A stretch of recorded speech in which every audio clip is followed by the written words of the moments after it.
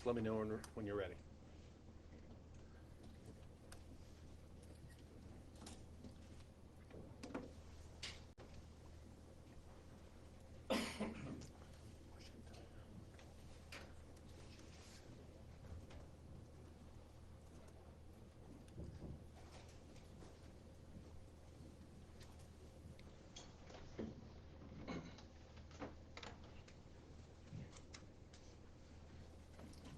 Okay, we good?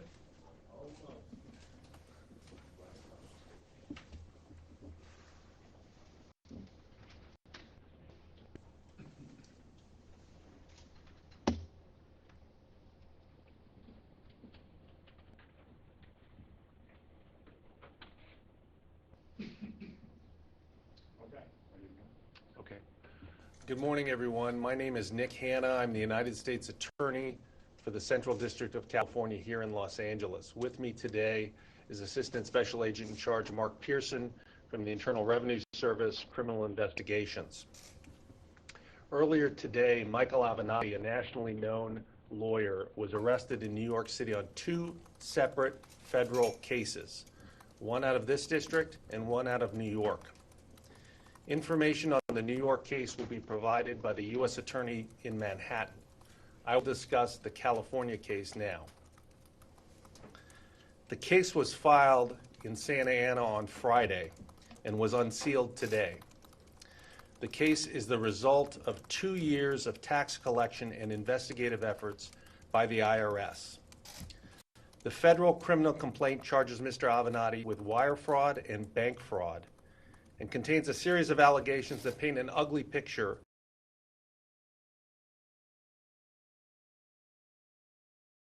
and greed. Mr. Avenatti describes himself as, quote, attorney, advocate, fighter for good, unquote. But the allegations in this case describe something different. A corrupt lawyer who instead fights for his own selfish interests by misappropriating close to $1 million that rightfully belonged to one of his clients. The complaint also alleges that Mr. Avenatti obtained bank loans worth millions of dollars through fraud by submitting phony personal income tax returns and other false information to the lending bank. According to the complaint, the tax returns were clearly false because Mr. Avenatti never filed federal income tax returns for the years in question and never paid the federal income tax as reflected on those false returns. I'm going to give you an overview of what the two-count criminal complaint filed in our district alleges. I do want to remind everyone that Mr. Avenatti is presumed innocent unless and until these allegations are proven beyond a reasonable doubt in a court of law. In December 2017, Mr. Avenatti negotiated a settlement for a client that involved in an intellectual property dispute. Under the settlement, $1.6 million was due to be paid by January 10, 2018. At a meeting in his law office in Newport Beach, Mr. Avenatti gave the client a bogus settlement agreement that instead listed a later date, March 10, 2018, as the date by which the payment was due. The $1.6 million was wired on January 5th to an account controlled by Mr. Avenatti. Mr. Avenatti then used his client's money to pay expenses for his own coffee business, Global Baristas LLC, which did business as Tully's Coffee, as well as to pay his own personal expenses. When the fake March 10 deadline came and went, the client asked Mr. Avenatti where his settlement money was. Mr. Avenatti never told him the money had arrived. And to add insult to injury, between April and November of 2018, Mr. Avenatti, quote unquote, advanced $130,000 to his client so the client could meet his own financial obligations while he waited for the supposedly late settlement money to arrive. In essence, it appears Mr. Avenatti loaned the client's own money to the client, money that Mr. Avenatti had already secretly collected. To this day, nearly 15 months later, Mr. Avenatti's client is still waiting for the bulk of his settlement, even after he hired another attorney who discovered that Mr. Avenatti had the funds all along. The facts alleged in the bank fraud charge are as follows. Beginning in 2014, Mr. Avenatti defrauded the People's Bank, a federally insured institution in Mississippi, by falsely representing his and his business's income. Mr. Avenatti did so by submitting fictitious personal income tax returns and a fraudulent law firm partnership tax return to support his applications for three separate loans totaling $4.1 million. To obtain these loans, Mr. Avenatti submitted phony personal income tax returns claiming to have earned a total of $14.1 million in adjusted gross income for 2011, 2012, and 2013. He claimed to have paid a total of $2.85 million in estimated tax payments to the IRS in 2012 and 2013. In truth and in fact, Mr. Avenatti never filed personal income tax returns for 2011, 2012, or 2013, and he never paid federal income tax during those years. Moreover, Mr. Avenatti still owed the IRS more than $850,000 in unpaid taxes, interest, and penalties for the years 2009 and 2010. People's Bank was ultimately repaid, but only after significant efforts and threats to refer one loan to collections. Lawyers have a sworn duty to obey the law and to protect their clients. Our system of justice depends on it. Mr. Avenatti has breached that duty and violated the principles of honesty and fairness that he claims to uphold. If convicted of these crimes, Mr. Avenatti faces a statutory maximum of 50 years in federal prison. I want to thank IRS Criminal Investigations for their diligent work on this case, work that began after an IRS revenue officer made a criminal referral over a year ago. I will also note that the investigation is continuing and IRS agents are executing search warrants as we speak. I also want to thank our prosecutors on this case, Assistant U.S. Attorneys Julian Andre and Brett Sagal, for the many long hours they have spent on this investigation. We expect Mr. Avenatti will make his initial appearance before a court in New York later today on both cases. We further expect he will be ordered to appear before a federal judge in Santa Ana at a future date. At this time, I would like to introduce IRS Assistant Special Agent in Charge Mark Pearson, after which we'll take some questions. Thank you.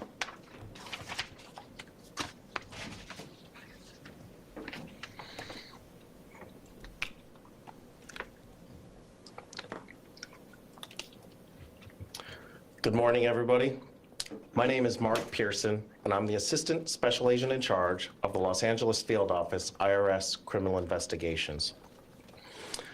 I'm here with U.S. Attorney Nick Hanna to announce the filing of a criminal complaint and arrest of Michael Avenatti on charges of wire fraud and bank fraud. I wanted to start off by stating that the current criminal investigation involving Mr. Avenatti began and continues to be an IRS tax investigation. The case was originally referred by our collection division based on irregularities they were encountering in their attempts to collect payroll taxes from Mr. Avenatti's businesses.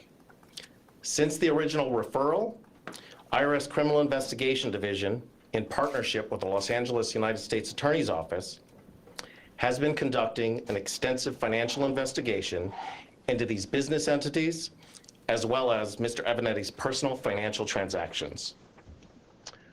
Based on the evidence uncovered by the tax investigation, IRS special agents expanded the original payroll tax allegations to encompass additional financial frauds, which we believe have been used to fuel an unrestrained and lavish lifestyle by Mr. Avenatti. I wish to emphasize this case originated from our civil division, pursuing the resolution and collection of an outstanding payroll tax debt as far back as 2016. Based on the anomalies found in our collection officers, the matter was referred to the Criminal Investigation Division around September of 2017. By way of background, I'd like to paint you a picture. Michael Avenatti practiced law through Avenatti and Associates and Egan Avenatti LLP in Newport Beach, California. Mr. Avenatti was the principal owner and chief executive officer of Global Baristas US LLC, which operated Tully's coffee shops in Washington State as well as California. It is alleged that between 2015 and 2017, Tully's parent company failed to file employment tax returns, and pay approximately $3.2 million in federal payroll taxes. Similarly, it's also alleged that Egan Avenatti LLP failed to file payroll tax returns and failed to pay approximately $2.4 million in payroll taxes. This despite Mr. Avenatti's personal website claiming that he has recovered over $1 billion in verdicts and settlements. With regard to the criminal referral of the employment tax case, Mr. Avenatti is purported to have lied to an IRS revenue officer and also changed bank account information, as well as instructed others to conceal and relocate funds in effort to avoid and defeat IRS tax liens and tax levies. Constrained by these and other suspected steps taken by Avenatti to obstruct the IRS collection action, the revenue officer initiated the fraud referral to our division in September of 2017. As this criminal case unfolded over the course of the past 12 months, IRS special agents found evidence of financial fraud going well beyond the original employment tax allegations. With respect to the wire fraud count, from about December of 2017 to the present, Mr. Avenatti allegedly defrauded one of the law firm's clients out of approximately $1.6 million, which was a settlement payment.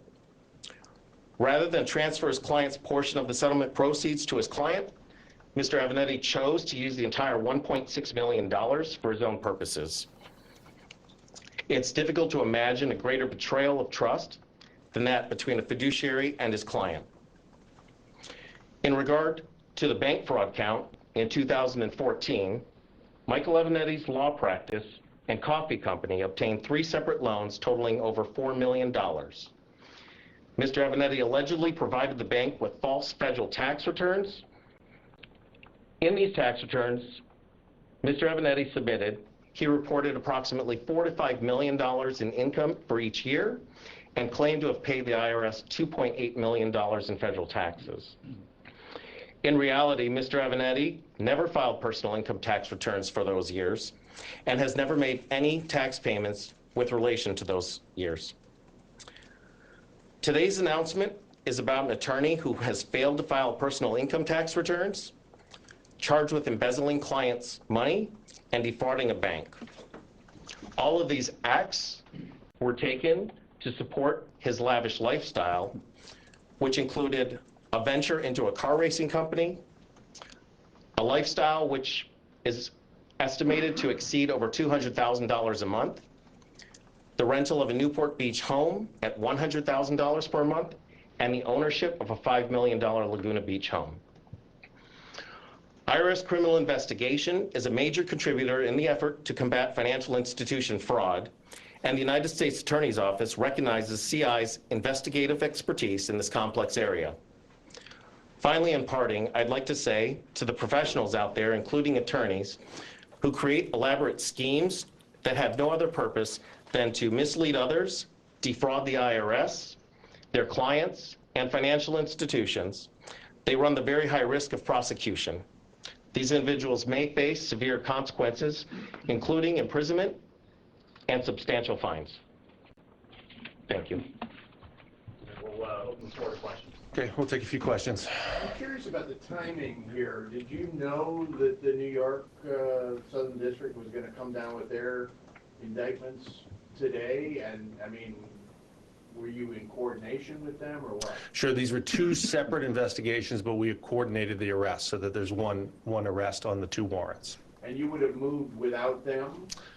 We have a totally separate case, separate investigation. I'm just wondering why you did it today, just for the convenience of having them arrested in New York, or what?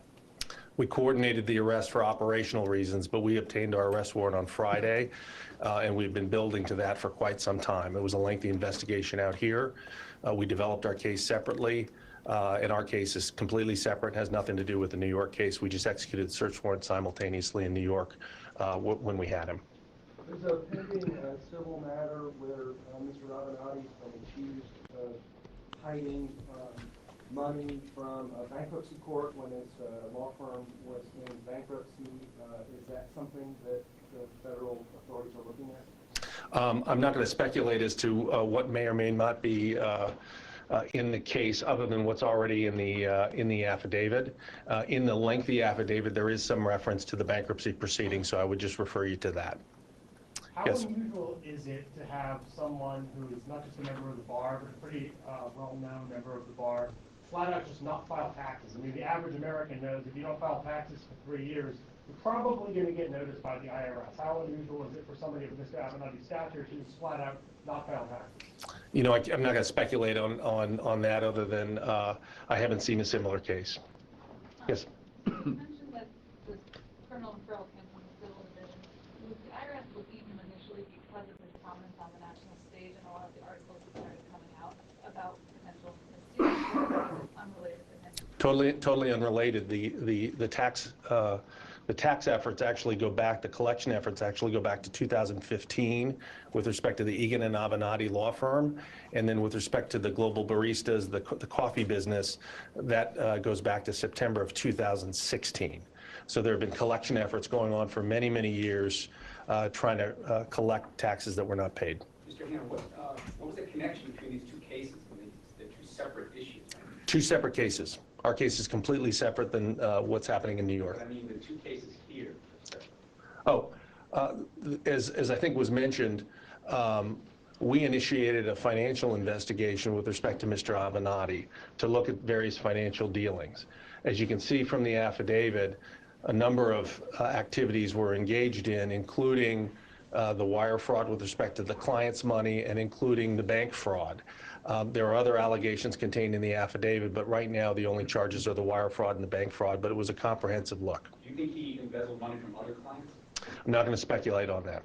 All right, last question. Can you Mr. talk about Avenatti, the Mr. fact Avenatti this has is been one of the president's most vocal critics, and we have yet to hear from Mr. Avenatti, but if I were to anticipate what he might tweet later, what would you say to the idea that these charges are politically motivated? It's completely untrue.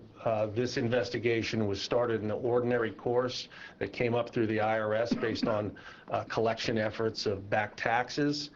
We investigated this case in the ordinary course out here. It was driven by prosecutors in the Central District of California working with local agents. Has nothing to do with anything political or with anything else. It's just the facts in this case speak for themselves. Okay, thank you very much, ladies and gentlemen. He was a We'll do a couple more. Well, he was a significant figure in the criminal investigations that involved President of the White House, and this is coming just a few days after the Mueller report was released. Does the release of the Mueller report have anything to do with the timing of your announcement of these charges today? Nothing to do with them. We were building to our charges all along. I had no idea. We had no idea when the Mueller report was going to come down. These things are two separate events. In cases like this that are so heavily document-driven, where the evidence in the case is largely based on documentary evidence, is it a high likelihood of successful prosecution based on previous ones? Can you give us an idea the strength of this case in your view?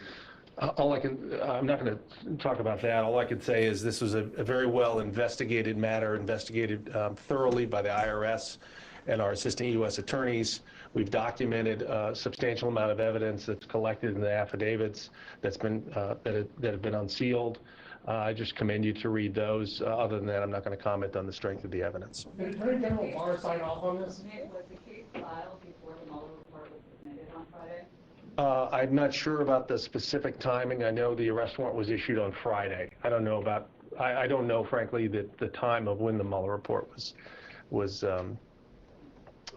submitted. Did Mr. Avenatti file for extensions? You said he didn't file tax returns, but often people file for extensions. As indicated in the affidavit, I think on his personal income tax returns, he'd file for extensions with no tax due, but then never file actual returns or pay any tax. Which prosecution comes first, California or New York? That remains to be seen. So thank you very much, everyone. Appreciate your time. Thank you.